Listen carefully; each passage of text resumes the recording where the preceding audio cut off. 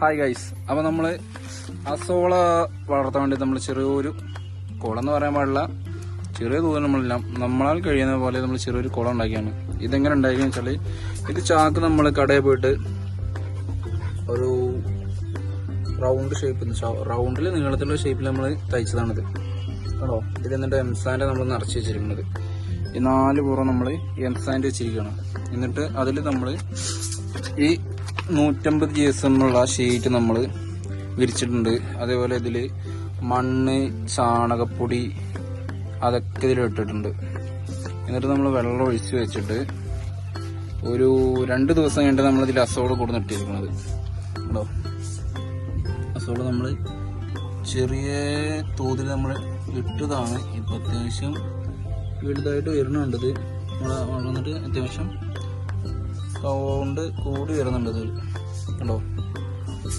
ഇതേപോലത്തെ നമ്മൾ വേറൊരു ചെറിയൊരു കുളം ഉണ്ടാക്കിയിട്ടുണ്ട്. അത് അപ്പുറത്ത് തൊട്ടപ്പുറത്ത്. അതിൽ അസോള, ഇതിൽ കുറച്ച് ഗപ്പികൾ കൊടുന്നിടണമെന്നുണ്ട്.